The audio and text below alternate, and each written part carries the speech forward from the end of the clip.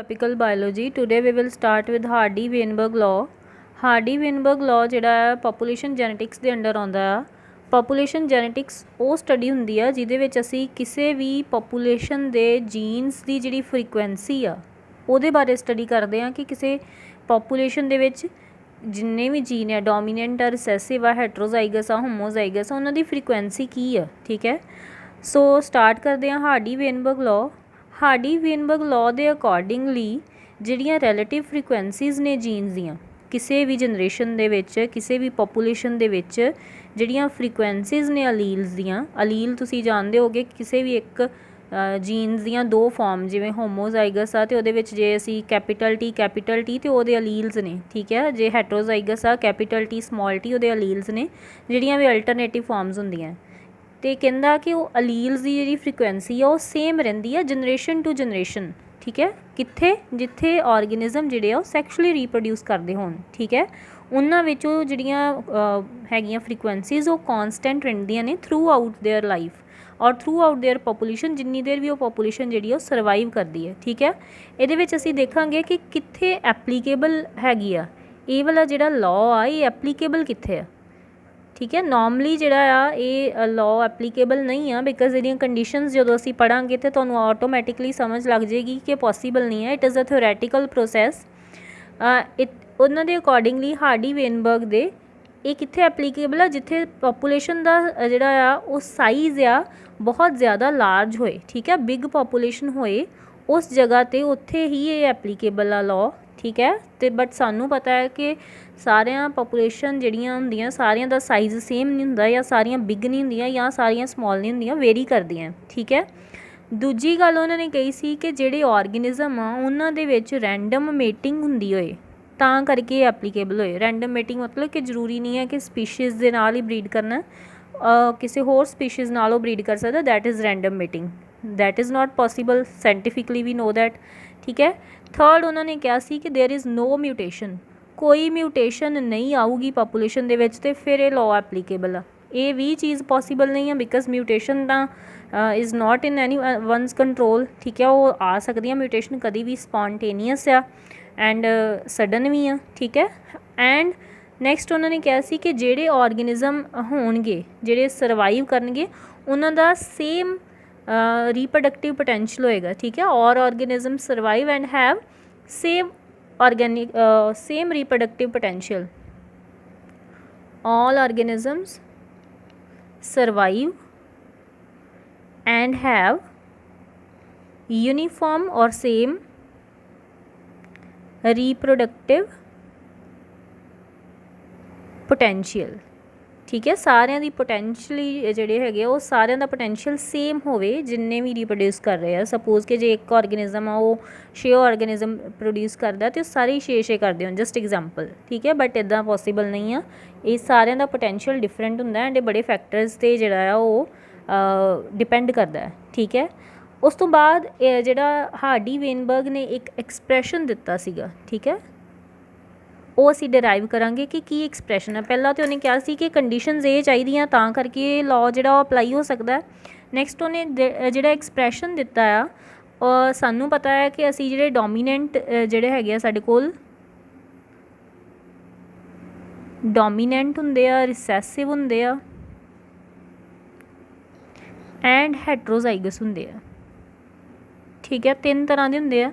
ਜਿਹੜੇ ਡੋਮੀਨੈਂਟ ਹੈ ਸਪੋਜ਼ ਅਸੀਂ ਇੱਥੇ ਕੈਪੀਟਲ ਟੀ ਸਮੋਲ ਟੀ ਲਈਏ, ਡੋਮੀਨੈਂਟ ਇਸ ਤਰ੍ਹਾਂ, ਰਿਸੈਸਿਵ ਇੱਦਾਂ ਅਤੇ ਹੈਟਰੋਜ਼ਾਈਗਸ ਇੱਦਾਂ। ਠੀਕ ਹੈ, ਹਾਰਡੀ-ਵੇਨਬਰਗ ਨੇ ਕੀ ਕੀਤਾ ਸੀ ਕਿ ਉਹਨੇ ਡੋਮੀਨੈਂਟ ਨੂੰ ਰੀਪ੍ਰਜੈਂਟ ਕੀਤਾ ਸਮੋਲ ਪੀ ਦੇ ਨਾਲ, ਰਿਸੈਸਿਵ ਨੂੰ ਰੀਪ੍ਰਜੈਂਟ ਕੀਤਾ ਕਿਊ ਦੇ ਨਾਲ ਅਤੇ ਹੈਟਰੋਜ਼ਾਈਗਸ ਨੂੰ ਰੀਪ੍ਰਜੈਂਟ ਕੀਤਾ 2PQ ਦੇ ਨਾਲ। ਠੀਕ ਹੈ, ਐਂਡ ਉਹਨੇ ਜਿਹੜਾ ਹਾਰਡੀ-ਵੇਨਬਰਗ ਨੇ ਲਾਅ ਦਿੱਤਾ ਸੀ ਕਿਉਂਕਿ ਸਾਨੂੰ ਪਤਾ ਹੈ ਕਿ ਆਹ ਸਿੰਗਲ ਫਾਰਮ 'ਚ ਨਹੀਂ ਹੁੰਦੀ, ਹਮੇਸ਼ਾ ਡਬਲ ਫਾਰਮ 'ਚ ਰਹਿੰਦੀ ਆ। ਉਹਨੇ ਕੀ ਕਿਹਾ ਜੇ ਇੱਦਾਂ ਦੀ ਕੰਡੀਸ਼ਨ ਹੋਏ ਹੋਮੋਜ਼ਾਈਗਸ ਅਤੇ ਉਹ ਕੀ ਆ P², ਜੇ ਰਿਸੈਸਿਵ ਕੰਡੀਸ਼ਨ ਹੋਏ ਹੋਮੋਜ਼ਾਈਗਸ ਅਤੇ Q² ਅਤੇ ਜੇ ਹੈਟਰੋਜ਼ਾਈਗਸ ਹੋਏ ਤਾਂ 2PQ। ਅਤੇ ਉਹਨਾਂ ਦਾ ਜਿਹੜਾ ਐਕਸਪ੍ਰੈਸ਼ਨ ਸੀ ਉਹੀ P² + Q² + 2PQ = 1। ਠੀਕ ਹੈ, ਇਹ ਹਮੇਸ਼ਾ ਜਿਹੜੀ ਆ ਕੌਨਸਟੈਂਟ ਰਹਿੰਦੀ ਆ। ਹਾਰਡੀ-ਵੇਨਬਰਗ ਦੇ ਅਕੋਰਡਿੰਗਲੀ ਇਹ ਐਕਸਪ੍ਰੈਸ਼ਨ ਉਹਨਾਂ ਨੇ ਦਿੱਤਾ ਸੀਗਾ। ਠੀਕ ਹੈ, ਕੁਝ ਫੈਕਟਰਸ ਨੇ ਉਹਨਾਂ ਦੇ ਅਕੋਰਡਿੰਗਲੀ ਇਕੁਇਲਿਬਰੀਅਮ ਆ, ਕਿਉਂਕਿ ਕਾਂਸਟੈਂਟ ਰਹਿੰਦਾ ਅਤੇ ਇਹ ਕੀ ਆ, ਇਕੁਇਲਿਬਰੀਅਮ ਆ, 1 ਦੇ ਇਕੁਅਲ ਆ। ਠੀਕ ਹੈ, ਹੁਣ ਅਸੀਂ ਦੇਖਾਂਗੇ ਕਿ ਕੁਝ ਫੈਕਟਰਸ ਨੇ ਜਿਹੜੇ ਅਫੈਕਟ ਕਰਦੇ ਨੇ ਇਕੁਇਲਿਬਰੀਅਮ ਨੂੰ। ਠੀਕ ਹੈ, ਫੈਕਟਰਸ ਅਫੈਕਟਿੰਗ ਇਕੁਇਲਿਬਰੀਅਮ, ਜਿਹੜਾ ਹਾਰਡੀ ਵੇਨਬਰਗ ਦਾ ਲਾਅ ਆ, ਇਹਨੂੰ ਕਿਹੜੀਆਂ ਚੀਜ਼ਾਂ ਆ ਜਿਹੜੀਆਂ ਅਫੈਕਟ ਕਰਦੀਆਂ ਆ ਉਹ ਅਸੀਂ ਦੇਖਾਂਗੇ। ਉਹਦੇ ਵਿੱਚ ਨੰਬਰ 1 ਆ ਮਿਊਟੇਸ਼ਨ।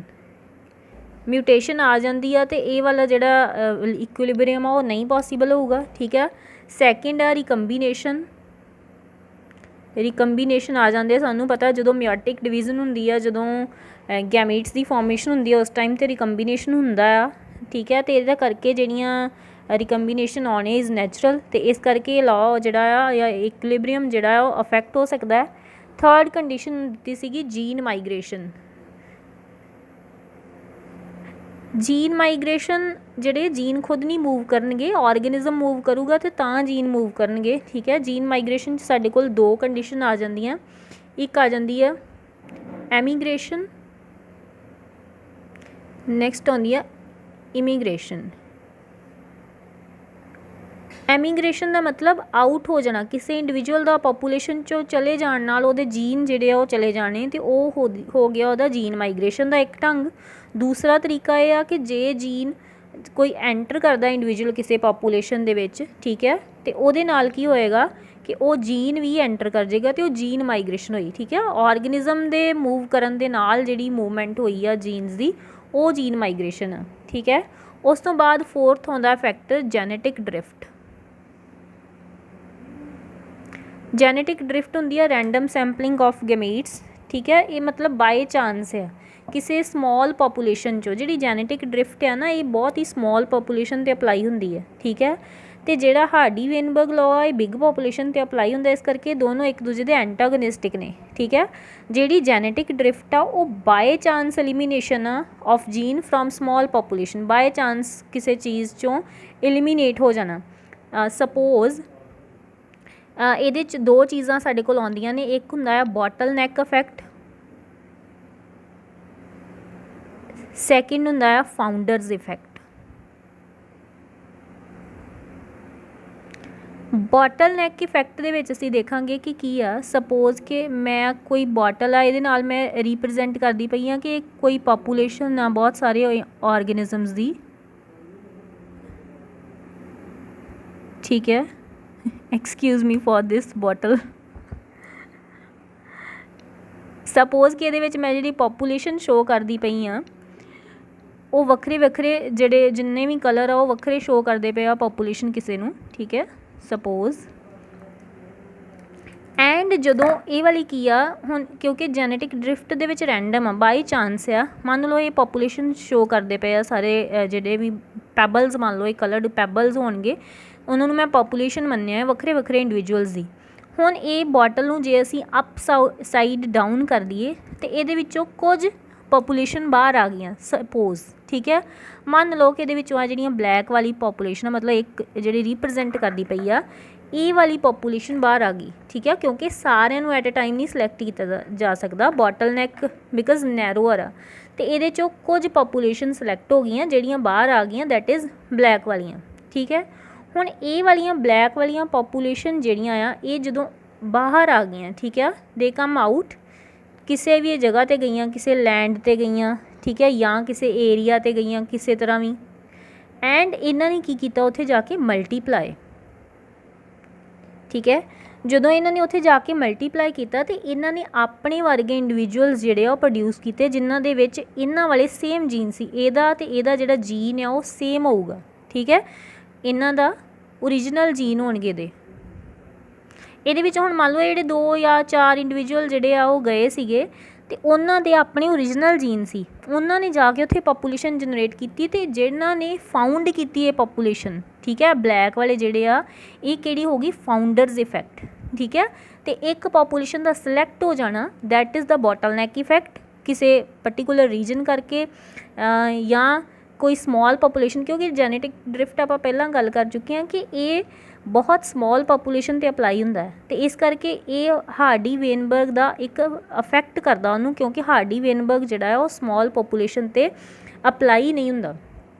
ਫਾਊਂਡਰ ਇਫੈਕਟ ਮਤਲਬ ਉਹ ਪੋਪੂਲੇਸ਼ਨ ਨੇ ਜਾ ਕੇ ਉੱਥੇ ਮਲਟੀਪਲਾਈ ਕੀਤਾ ਅਤੇ ਉਹਦੇ ਵਿੱਚੋਂ ਕਿਉਂਕਿ ਇਸ ਜਗ੍ਹਾ ਤੋਂ ਐਲੀਮੀਨੇਟ ਹੋ ਗਈਆਂ, ਇਸ ਜਗ੍ਹਾ ਤੋਂ ਚਲੀਆਂ ਗਈਆਂ, ਕਿਤੇ ਜਾ ਕੇ ਹੋਰ ਉਹਨਾਂ ਨੇ ਮਲਟੀਪਲਾਈ ਕੀਤਾ ਅਤੇ ਉਹ ਸਾਡੇ ਕੋਲ ਕੀ ਹੋ ਗਿਆ, ਫਾਊਂਡਰ ਇਫੈਕਟ ਹੋ ਗਿਆ। ਠੀਕ ਹੈ। ਐਂਡ ਫਿਫਥ ਇਹਨਾਂ ਨੂੰ ਕੌਣ ਅਫੈਕਟ ਕਰਦਾ, ਨੈਚੁਰਲ ਸਿਲੈਕਸ਼ਨ। ਜਿਹੜੀ ਨੈਚੁਰਲ ਸਿਲੈਕਸ਼ਨ ਆ ਡਾਰਵਿਨ ਨੇ ਜਿਹੜੀ ਕਹੀ ਸੀਗੀ, ਉਹ ਵਾਲੀ ਨੈਚੁਰਲ ਸਿਲੈਕਸ਼ਨ ਜਿਹੜੀ ਆ ਉਹ ਇਹਨੂੰ ਅਫੈਕਟ ਕਰਦੀ ਹੈ। ਠੀਕ ਹੈ। ਹੁਣ ਅਸੀਂ ਜਿਹੜਾ ਅੱਗੇ ਐਕਸਪ੍ਰੈਸ਼ਨ ਕਰਾਂਗੇ, ਜਿਹੜਾ ਉਹਦੇ ਨੂਮੈਰੀਕਲ ਕੁਝ ਪੇਪਰ 'ਚ ਆਉਂਦੇ ਉਹ ਨੂਮੈਰੀਕਲ ਦੇਖਾਂਗੇ ਕਿਵੇਂ ਸੋਲਵ ਕਰਨੇ ਆ। ਸਪੋਜ਼ ਕਿ ਹੁਣ ਅਸੀਂ ਇੱਥੇ ਇੱਕ ਨੂਮੈਰੀਕਲ ਲੈ ਲੈਂਦੇ ਹਾਂ। ਮੰਨ ਲਓ ਜਿਹੜਾ MN ਆ ਨੂਮੈਰੀਕਲ ਆ, MN ਜਿਹੜਾ ਸਿਸਟਮ ਆਫ ਬਲੱਡ ਗਰੁੱਪਸ ਆ। ਠੀਕ ਹੈ। ਸਿਸਟਮ ਆਫ ਬਲੱਡ ਗਰੁੱਪ ਆ, ਉਹਦੇ ਵਿੱਚ 2 ਜੀਨ ਹੈ, ਇੱਕ M ਹੈ ਐਂਡ ਇੱਕ N ਹੈ। ਠੀਕ ਹੈ। M ਜਿਹੜੀ ਹੈ ਉਹਦੀ ਫਰੀਕੁਐਂਸੀ ਸਾਨੂੰ ਗਿਵਨ ਆ, ਦੈਟ ਇਜ਼ 0.6 ਸਪੋਜ਼। ਠੀਕ ਹੈ। ਐਂਡ ਜਿਹੜਾ N ਆ ਉਹਦੀ ਫਰੀਕੁਐਂਸੀ ਗਿਵਨ ਆ ਸਾਨੂੰ 0.4।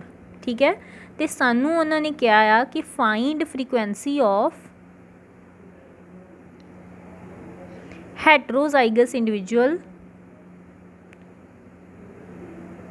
ਇਨ ਪਾਪੂਲੇਸ਼ਨ। ਜਿਹੜੇ ਹੈਟਰੋਜ਼ਾਈਗਸ ਆ ਮਤਲਬ ਜਿਹੜੇ 2PQ ਵਾਲੇ ਆ, ਉਹਨਾਂ ਦੀ ਜਿਹੜੀ ਫਾਈਂਡ ਆਊਟ ਕਰੋ ਕਿ ਉਹਨਾਂ ਦੀ ਫਰੀਕੁਐਂਸੀ ਕਿੰਨੀ ਆ। ਹੁਣ ਜਿਹੜਾ ਸਾਡੇ ਕੋਲ M ਆ, ਠੀਕ ਹੈ, M ਅਸੀਂ ਮੰਨਿਆ ਕਿ P ਰੀਪ੍ਰਜੈਂਟ ਕਰਦਾ, ਜਿਹੜਾ N ਉਹ ਰੀਪ੍ਰਜੈਂਟ ਕਰਦਾ Q। ਠੀਕ ਹੈ। P ਸਾਡੇ ਕੋਲ ਕਿੰਨਾ ਗਿਵਨ ਆ, 0.6। ਠੀਕ ਹੈ। Q ਸਾਡੇ ਕੋਲ ਕਿੰਨਾ ਗਿਵਨ ਆ, 0.4। ਅਤੇ ਅਸੀਂ 2PQ ਫਾਈਂਡ ਆਊਟ ਕਰਾਂਗੇ। 2 × 0.6 × 0.4 ਇਜ਼ ਇਕੁਅਲ ਟੂ ਕਿੰਨਾ ਆ ਗਿਆ ਸਾਡੇ ਕੋਲ, 0.48। ਠੀਕ ਹੈ। ਇਹ ਵਾਲੀ ਜਿਹੜੀ ਸਾਡੇ ਕੋਲ ਫਰੀਕੁਐਂਸੀ ਆਈ, ਇਹ ਕਿਹਦੀ ਆਈ, 2PQ ਦੀ ਫਰੀਕੁਐਂਸੀ ਜਿਹੜੀ ਸਾਡੇ ਕੋਲ ਉਹ ਆ ਗਈ। ਠੀਕ ਹੈ। ਹੁਣ ਇੱਥੇ ਸਾਨੂੰ ਸਿਰਫ ਉਹਨਾਂ ਨੇ ਇੰਨਾ ਹੀ ਕਿਹਾ ਸੀ ਕਿ ਫਰੀਕੁਐਂਸੀ ਚੈੱਕ ਕਰੋ ਹੈਟਰੋਜ਼ਾਈਗਸ ਇੰਡੀਵਿਜੂਅਲਸ ਦੀ। ਅਦਰਵਾਈਜ਼ ਕੀ ਹੁੰਦਾ ਹੈ ਕਿ ਤੁਹਾਨੂੰ ਇੱਕ ਕੋਈ ਵੀ ਜੀਨ ਦੀ ਕਿਸੇ ਡੋਮੀਨੈਂਟ ਜਾਂ ਰਿਸੈਸਿਵ ਦੀ ਫਰੀਕੁਐਂਸੀ ਦੇ ਦਿੰਦੇ ਆ ਅਤੇ ਤੁਸੀਂ ਫਾਈਂਡ ਆਊਟ ਕਰਨੀ ਹੁੰਦੀ ਆ ਉਹ। ਠੀਕ ਹੈ। ਹੁਣ ਇਹਦੇ ਵਿੱਚ ਇਹਨੂੰ ਕ੍ਰੋਸ ਚੈੱਕ ਕਰਨ ਵਾਸਤੇ ਕਿ ਕੀ ਤੁਹਾਡਾ ਆਨਸਰ ਸਹੀ ਆ, ਉਹਦੇ ਵਾਸਤੇ ਅਸੀਂ ਇਹ ਵਾਲੀ ਇਕੁਏਸ਼ਨ ਦੇਖਣੀ ਕਿ ਆਨਸਰ ਸਾਡਾ 1 ਹੋਣਾ ਚਾਹੀਦਾ। ਠੀਕ ਹੈ। ਹੁਣ ਉਹਦੇ ਵਾਸਤੇ ਅਸੀਂ ਕੀ ਕਰਨਾ, ਸਾਡੇ ਕੋਲ P ਦੀ ਵੈਲਿਊ ਗਿਵਨ ਆ, Q ਦੀ ਵੈਲਿਊ ਗਿਵਨ ਆ, ਅਸੀਂ ਅਪਲਾਈ ਕਰ ਦੇਣਾ ਫਾਰਮੂਲਾ P² + Q² + 2PQ = 1। ਅਸੀਂ 1 ਚੈੱਕ ਕਰਨਾ ਹੁੰਦਾ ਕਿ ਨਹੀਂ। P² ਮਤਲਬ 0.6 ਦਾ ਸਕੁਏਅਰ ਕਰਾਂਗੇ। ਠੀਕ ਹੈ। 0.4 ਦਾ ਸਕੁਏਅਰ ਕਰਾਂਗੇ। 2PQ ਅਸੀਂ ਫਾਈਂਡ ਆਊਟ ਕਰ ਚੁੱਕੇ ਹਾਂ ਕਿੰਨੀ ਆ, 0.48 ਹੈ। ਠੀਕ ਹੈ। ਇਹਨਾਂ ਦਾ ਜੋ ਸਕੁਏਅਰ ਕੀਤਾ 0.36 + 0.16 + 0.48 = 1। ਇਹਨੂੰ ਜਦੋਂ ਅਸੀਂ ਪਲੱਸ ਕਰਾਂਗੇ ਤਾਂ ਸਾਡੇ ਕੋਲ ਜਿਹੜਾ ਆ ਉਹ 1 ਆਉਂਦਾ ਹੈ। ਠੀਕ ਹੈ। ਇਹਦੇ ਵਾਸਤੇ ਇੱਕ ਹੋਰ ਐਗਜ਼ਾਮਪਲ ਅਸੀਂ ਦੇਖ ਲੈਂਦੇ ਹਾਂ। ਜਿਵੇਂ ਮੈਂ ਤੁਹਾਨੂੰ ਦੱਸਿਆ ਕਿ ਜੇ ਸਪੋਜ਼ ਨਾ ਕਿਹਾ ਗਿਆ ਹੋਵੇ ਇੰਡੀਵਿਜੂਅਲ ਕਿਸੇ ਹੈਟਰੋਜ਼ਾਈਗਸ ਦਾ ਕਿਸੇ ਇੱਕ ਹੀ ਜੀਨ ਦਾ ਦਿੱਤਾ ਹੋ ਸਕਦਾ। ਸੈਕਿੰਡ ਨੂਮੈਰੀਕਲ ਚੈੱਕ ਕਰ ਲੈਂਦੇ ਹਾਂ। ਸਪੋਜ਼ ਕਿ ਤੁਹਾਨੂੰ ਕੋਈ ਵੀ ਇੱਕ ਇਕੁਏਸ਼ਨ ਦੇ ਕੇ ਦੱਸਿਆ ਕਿ ਤੁਹਾਡੇ ਕੋਲ Q ਦੀ ਵੈਲਿਊ ਆ 0.2 ਸਪੋਜ਼। ਠੀਕ ਹੈ। ਸਾਨੂੰ ਸਿਰਫ ਇਹੀ ਵੈਲਿਊ ਦਿੱਤੀ ਆ ਅਤੇ ਕਿਹਾ ਕਿ ਹਾਰਡੀ ਵੇਨਬਰਗ ਲਾਅ ਦੇ ਅਕੋਰਡਿੰਗਲੀ ਇਹਨੂੰ ਸੋਲਵ ਕਰੋ। ਅਤੇ ਤੁਸੀਂ ਕੀ ਕਰਨਾ ਹੈ, ਸਾਨੂੰ ਪਤਾ ਹੈ ਕਿ 1 ਤਾਂ ਹੈਗਾ ਹੀ ਹੈਗਾ, 1 ਚੋਂ ਮਾਈਨਸ ਕਰ ਲੈਣਾ 0.2 ਅਤੇ ਸਾਡੇ ਕੋਲ P ਕਿੰਨੀ ਆ ਜਾਏਗੀ, 0.8। ਠੀਕ ਹੈ। ਫਿਰ ਅਸੀਂ 2PQ ਫਾਈਂਡ ਆਊਟ ਕਰਨਾ ਹੋਇਆ ਤਾਂ ਸਾਡੇ ਕੋਲ ਕਿੰਨਾ ਆ ਜਾਏਗਾ, 0.2 × 0.8, 2 × 0.2 × 0.8 ਸਾਡੇ ਕੋਲ ਕਿੰਨਾ ਆ ਗਿਆ, 0.32। ਠੀਕ ਹੈ। ਅਤੇ ਫਿਰ ਅਸੀਂ ਫਾਈਂਡ ਆਊਟ ਕਰਨ ਵਾਸਤੇ ਦਾ ਸਕੁਏਅਰ ਕਰਨ ਵਾਸਤੇ ਜਦੋਂ ਅਸੀਂ P² + 2PQ + Q² = 1 ਵਾਲਾ ਫਾਰਮੂਲਾ ਲਗਾਇਆ। ਇਹਨੂੰ ਤੁਸੀਂ ਸੈਂਟਰ 'ਚ ਲੈਣਾ, ਸੈਂਟਰ 'ਚ ਲੈ ਲਓ, ਅਦਰਵਾਈਜ਼ ਐਡ ਹੀ ਕਰਨਾ ਅਸੀਂ। ਸਪੋਜ਼ P² ਸਾਡੇ ਕੋਲ ਕਿੰਨਾ ਆ ਗਿਆ, 0.64। ਠੀਕ ਹੈ। Q² ਸਾਡੇ ਕੋਲ ਕਿੰਨਾ ਆ ਗਿਆ, 0.04 ਜਦੋਂ ਅਸੀਂ ਇਹਨਾਂ ਦਾ ਸਕੁਏਅਰ ਕੀਤਾ। ਅਤੇ 2PQ ਸਾਡੇ ਕੋਲ ਕਿੰਨਾ ਆ ਗਿਆ, 0.32 ਅਸੀਂ ਆਲਰੇਡੀ ਫਾਈਂਡ ਆਊਟ ਕਰ ਚੁੱਕੇ ਹਾਂ ਅਤੇ ਇਹਨੂੰ ਪਲੱਸ ਕਰਾਂਗੇ ਤਾਂ ਸਾਡੇ ਕੋਲ ਆਨਸਰ ਆ ਜਾਏਗਾ 1। ਠੀਕ ਹੈ। ਇਸ ਤਰ੍ਹਾਂ ਦਾ ਨੂਮੈਰੀਕਲ ਵੀ ਆ ਸਕਦਾ ਹੈ। So here is the numericals of Hardy Weinberg and the factors affecting Hardy-Weinberg law.